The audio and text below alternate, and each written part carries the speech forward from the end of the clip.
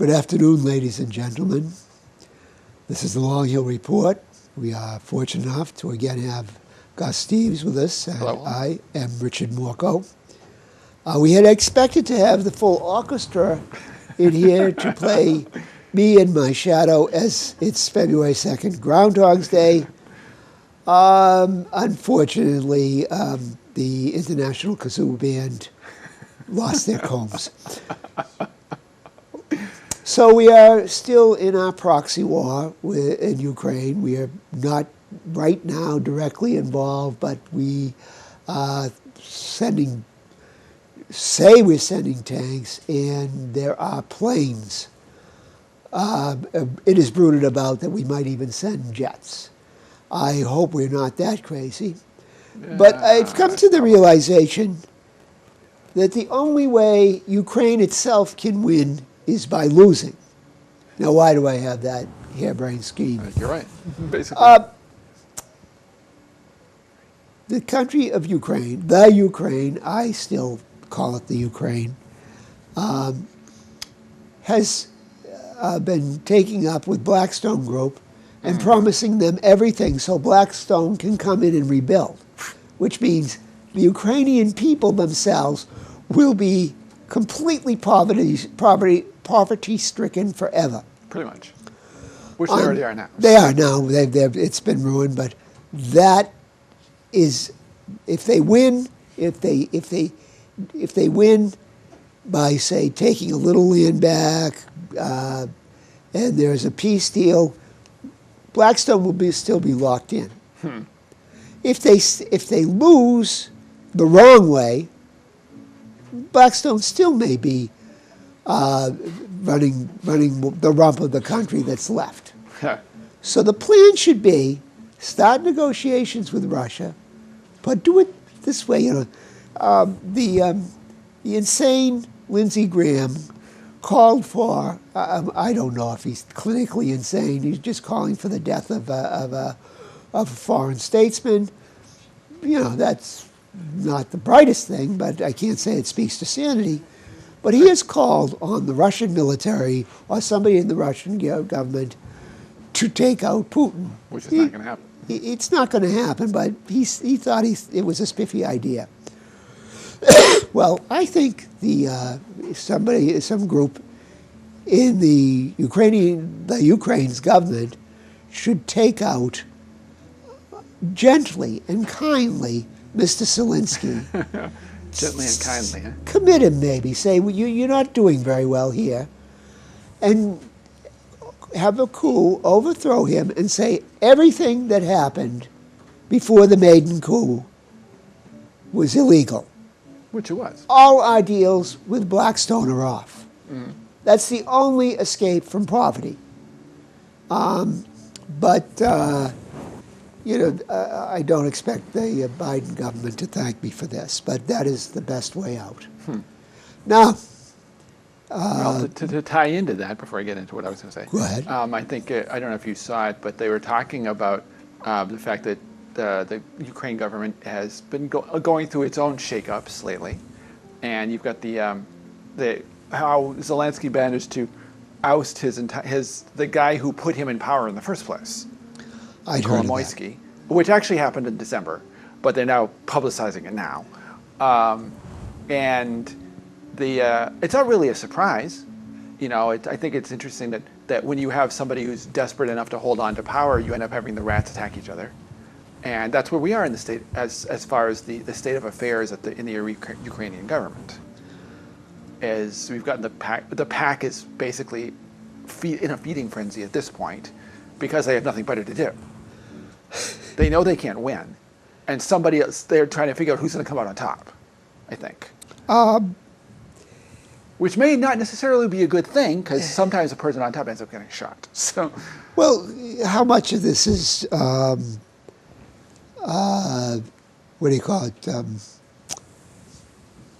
rearranging deck chairs on the Titanic? Absolutely, most of it.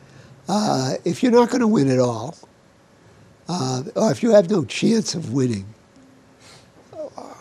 what's your best option? Your best option is a negotiation right this minute. Or run. Yeah, basically. And their problem is we won't let them do it. Yeah, basically. So they're kind of stuck. Hmm? So you were.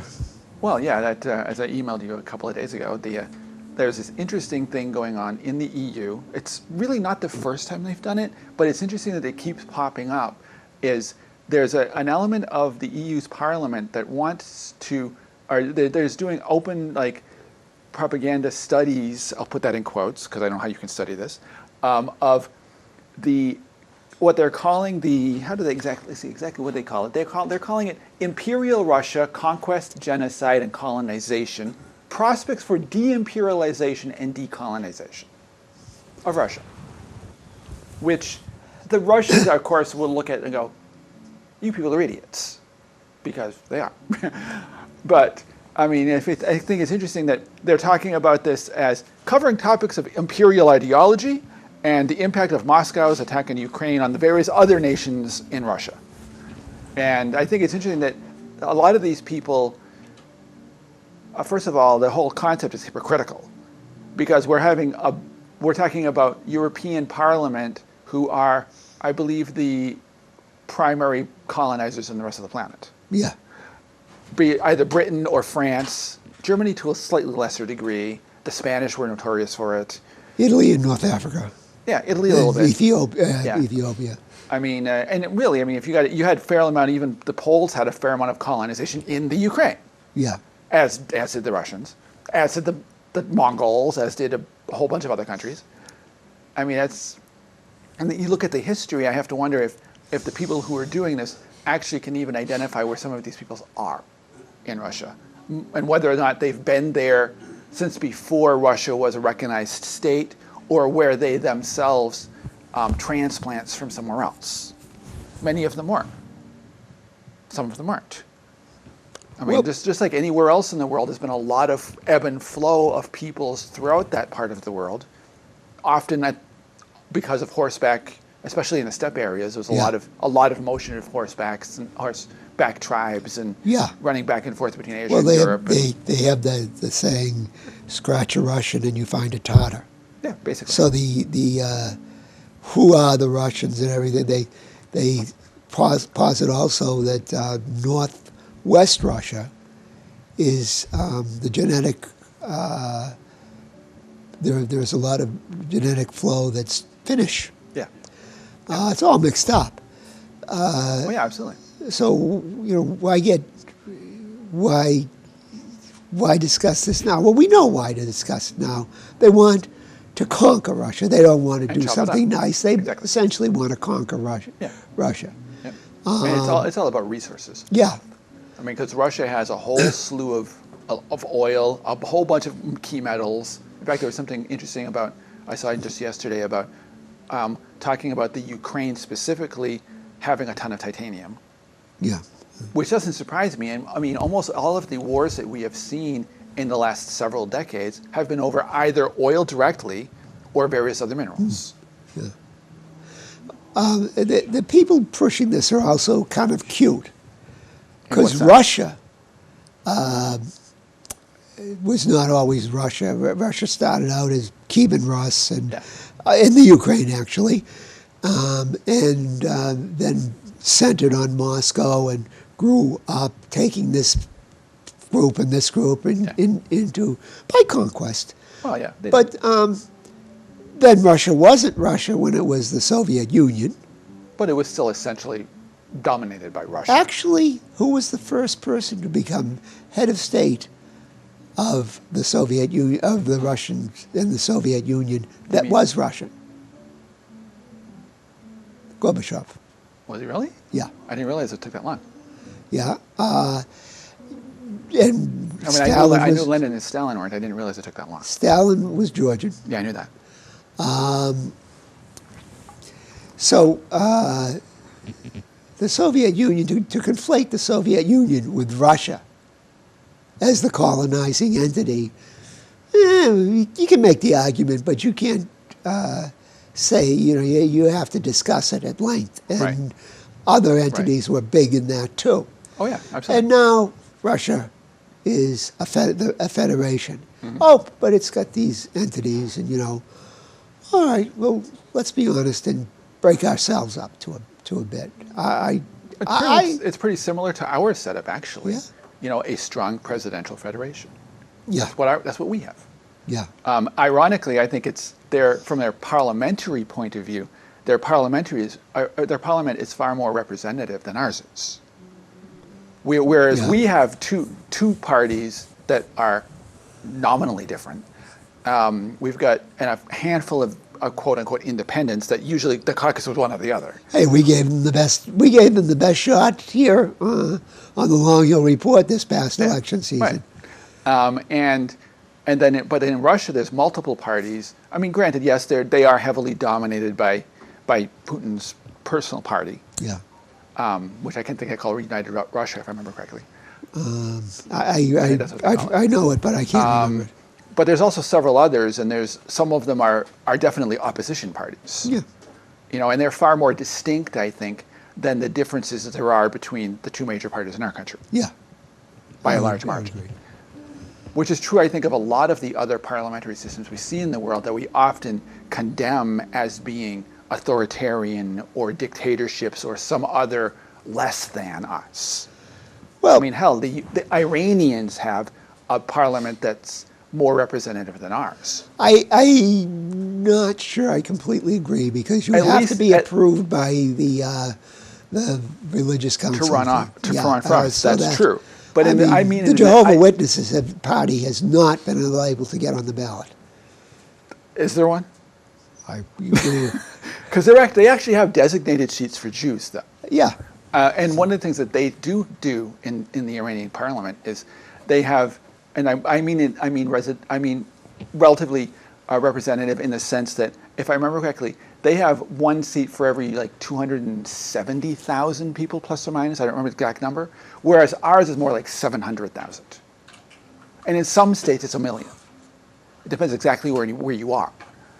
Well, so that's not at all representative. Well, in this country, no. How representative is a question. I do not want to see 1 million representatives. I mean, I think it's a circus as it is. Well, it's corrupt at this point. Yes. Well, it would be corrupt in 1 million too. It would be easier to corrupt in 1 million. I don't know if it would be, to be honest with you. Well, I think it's easier to corrupt the fewer there are. They're much more easily corrupted. Because at the moment, Congress is outnumbered by the number of lobbyists they deal with. Well, that's part of the problem. Laws on lobbying have to be. I mean, have to be considered. Yes. Because foreign countries can lobby here.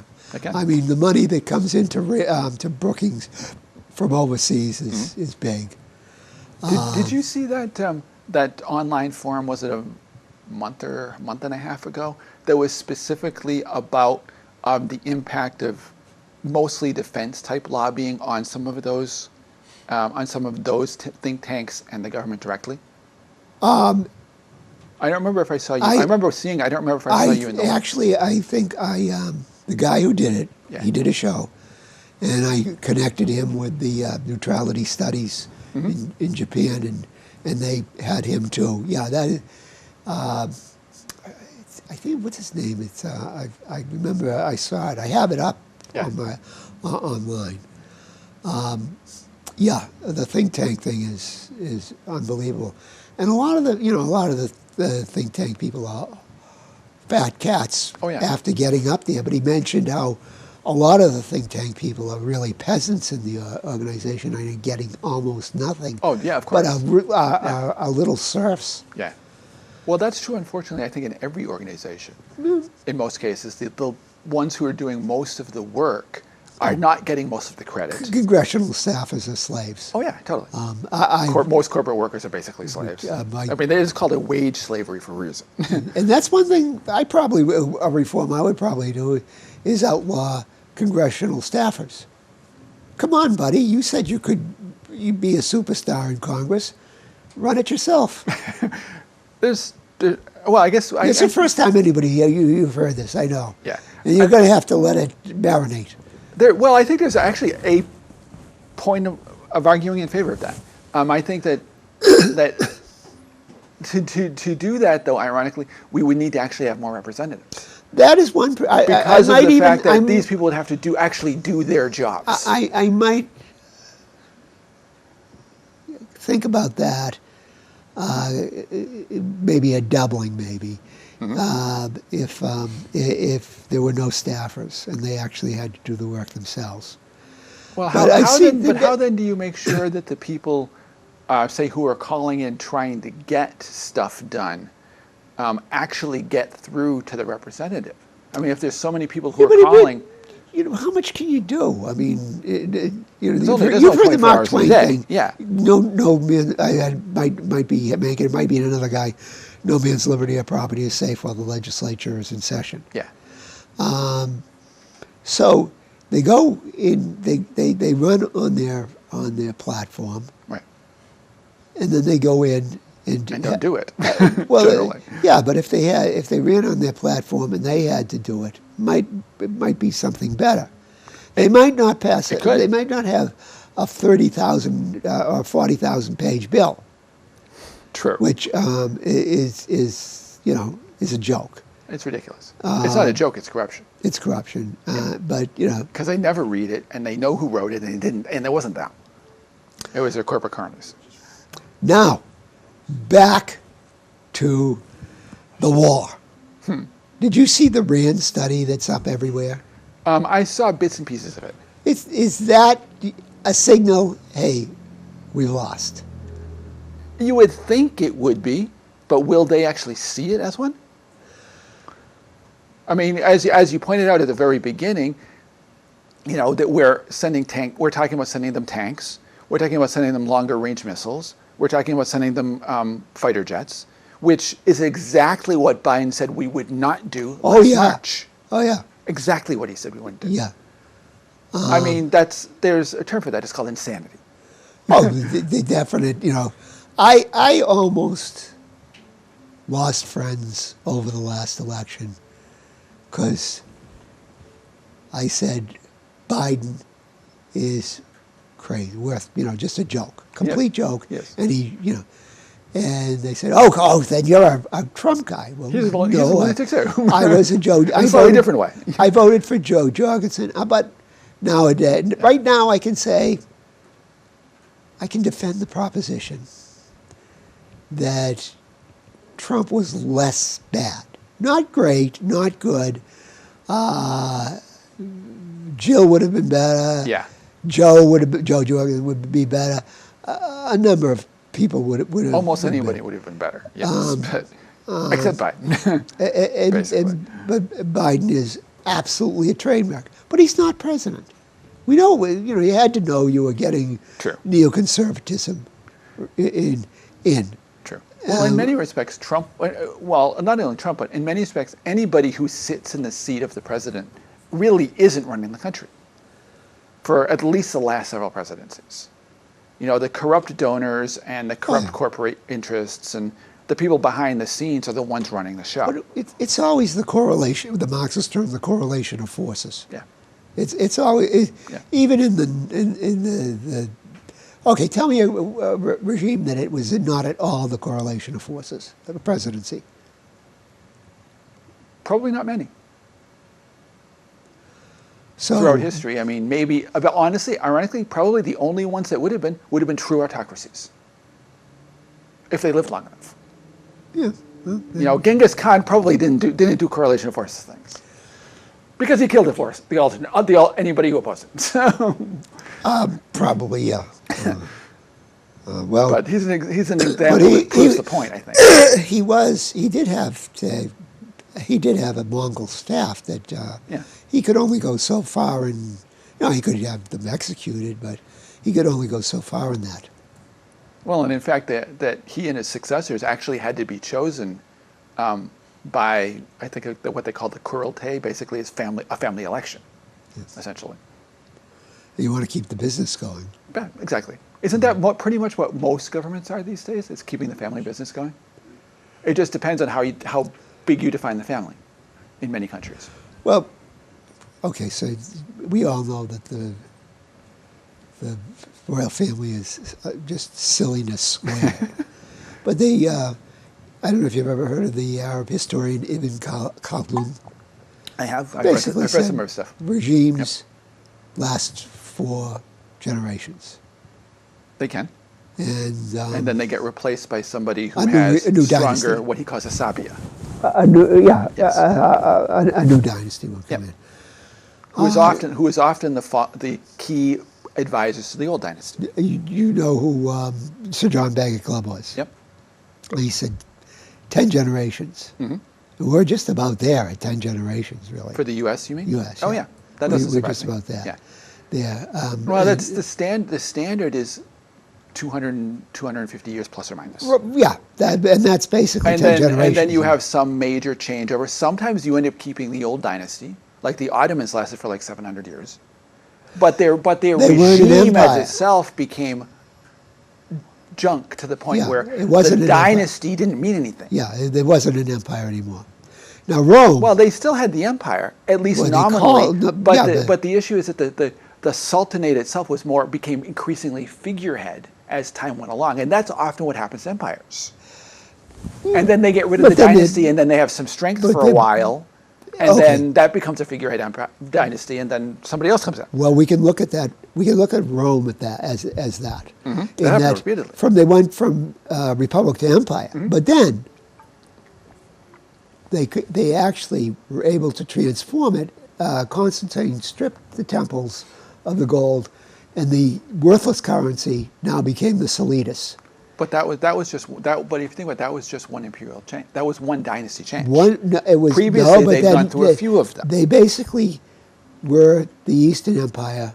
Yeah. After that, so it was an empire. Oh yeah, it was. And then, but even the Eastern Empire after the fact went through multiple dynastic changes as well, and turned into complete chaos. Well, it was to the point where long before it collapsed in 1453, it had ceased to be a real empire. It was not only it was a city-state with delusions of grandeur by that point.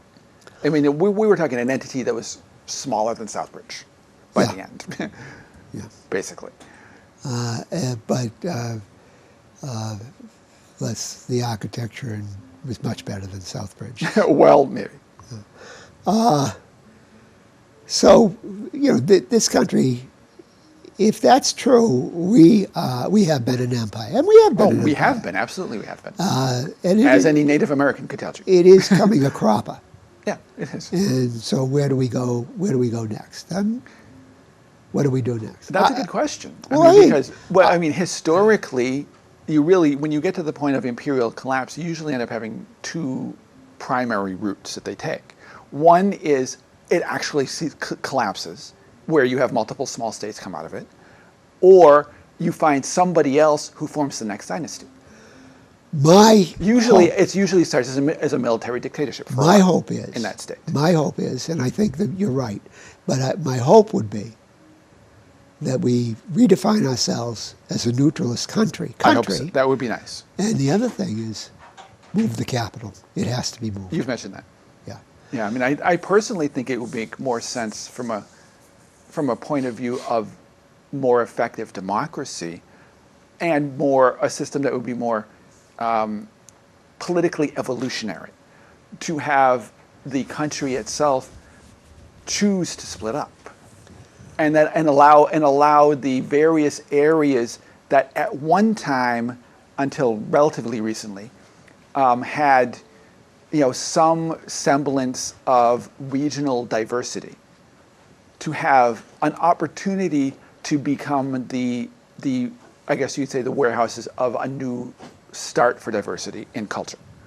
Whereas like New England and Dixie and California and the Midwest and Southwest and whatever, because there's a lot of cultural distance between some of these areas that we have kind of allowed to homogenize over especially the last 50 or 70 years.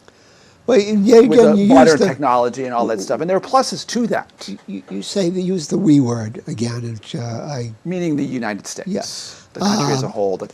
the community, the culture, the... I would like to see the country stay as one sea to shining sea with this caveat. I think we should go back to, and you're going to laugh, the Articles of Confederation. Yeah, well, that's essentially what and I'm saying. That would be what you want, except, Basically, I mean, just having, I mean, I can see them being more or less independent regions, as long as they're, preferably peaceful, where people are allowed to transit back and forth and still be able to communicate, across the continent. Yeah. And in a sense, it's kind of like what the intention of, say, the European Union was before it became corrupted into the United States of Europe. Well, that's... If that was ever not the intent, the real intent, but the theoretical intent of the kind of confederation. The tendency to grow and congeal is always there. Unfortunately, that's true. Okay, in 5 minutes, about 3 minutes left we have. You had brought up something, and I want to question you about that, and I was kind of jocular in answering, that we get rid of the Federal Reserve and we have a commodity-based currency. Okay. And I said gold, you went against that, and you said the commodity base, and I said, why, in a jocular manner, why not tuna fish sandwiches? Of course, but that is a commodity. Oh, but sure. when you say a commodity, okay, what would you have as the commodity? That's Well, I think it would vary from region to region. I mean, it depends on what the region has a lot of that would be a beneficial commodity to base their currency on. Like for here in New England, it could be timber. It could but then be, you're going to sell the timber. It doesn't stay as a commodity. But it's still a commodity because you keep growing. Because the key of a commodity is you need to make sure that it's either permanent or it's renewable. Timber is renewable. But then what do you do by how do you get it in and then use it into being part of the backing of the currency and then use it? You just say, oh, we'll have more. That I don't know. I'd say I prefer gold because it is a standard in that you don't, you can make jewelry out of it, but you don't spend it. I mean, you spend it, but you use it in trade, but you don't then, it doesn't disappear. But then the idea of a renewable commodity, it doesn't disappear either. It does disappear. The commodity you do then disappears. But by the flip side, gold just because it doesn't disappear doesn't mean it has any inherent value. Whereas timber or some renewable commodity does have an inherent value. It doesn't have to. It has to be something you're willing to buy and sell. And people are willing to buy and sell gold and timber. Gold. But they needed to build houses. They needed to grow things. But then they needed to do all kinds of things. That timber disappears. No, it doesn't. It's always renewed. What are you getting it? Are you buying it from the? How are you getting that to be the currency? Well, that would be the backing of the currency. The currency. But if it's somebody else's property, how do you get it to back the currency? I think other than by confiscation. When you're basing it as a currency, you would need it to be owned by the public. I think that's part of the problem we have right now. Well, you're stealing it from somebody. But I think about the problem what we have right now, which originally started this whole concept, was the idea of your criticism of the Fed, which I agree with, which is the problem is that the Fed, as we have it now, the currency system we have now has been privatized. Okay. It's not actually owned by the public. But now you have to steal. Okay, I agree with that, but that's the point I made. The issue is everything started off being public. It was stolen to begin with. So somebody owns a timber yard. Somebody put it on a piece of paper that they owned so acreage of timber you or are confiscating tons of gold you want to confiscate, or tons of vanadium or whatever it is. You are saying confiscate all property then. That's basically it what was you're confiscated to begin with. We disagree. We have to add because that it was created. The whole concept of property was created on paper. We're going to have to disagree at this point because we have reached the end of our time. and we will have to take this up. But I will say I disagree, and you will say you disagree. Obviously. All right. Thank you very much, Gus. This has been the Long Hill Report. And this is it for us, I guess, this month. Hopefully we're still here next month.